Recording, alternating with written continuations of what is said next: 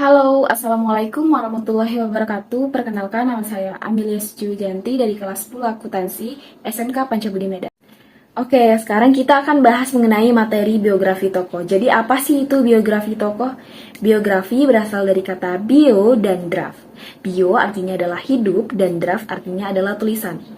Maksudnya adalah biografi merupakan tulisan tentang kehidupan seseorang. Jadi tulisannya itu berisi tentang peristiwa atau kejadian tokoh penting atau seseorang.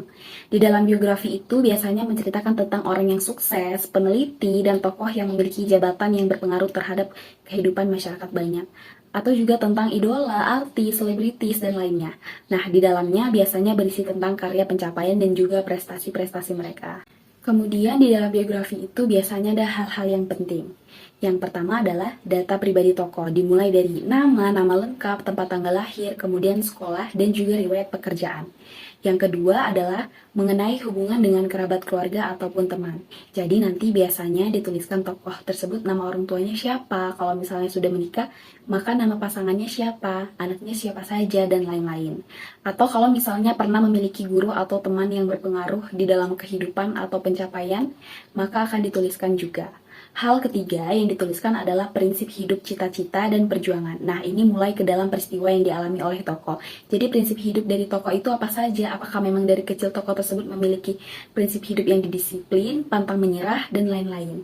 Dan yang keempat yang dituliskan adalah hasil perjuangan yang telah dan belum tercapai. Jadi perjuangan apa yang sudah dicapai dan mungkin perjuangan yang belum dicapai oleh tokoh. Itu juga boleh dituliskan. Kemudian yang kelima adalah karya atau prestasi yang dikenang atau dipakai hingga saat ini. Yang terakhir adalah kita bahas mengenai ciri kebahasaan dari teks biografi. Apa saja ciri kebahasaannya? Yang pertama adalah menggunakan pronomina atau kata ganti orang. Jadi di dalam biografi tentu saja akan membahas satu tokoh.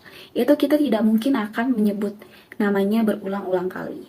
Contohnya, kalau misalnya kita membaca biografi B.J. Habibie. B.J. Habibie adalah pencipta pesawat. Nah,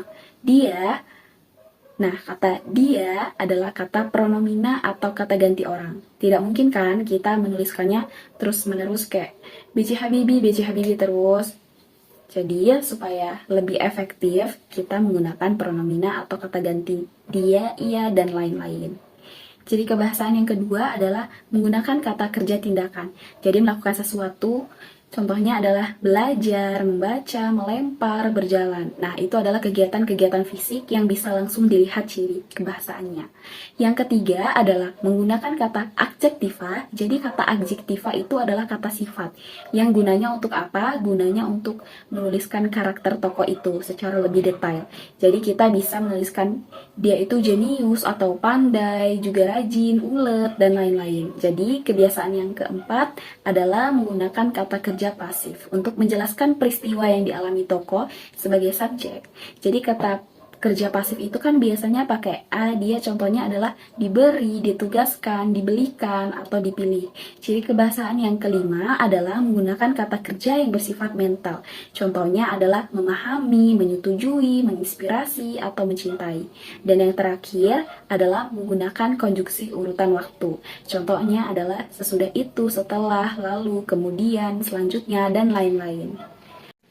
Nah, itu dia penjelasan materi biografi tokoh dari saya. Terima kasih.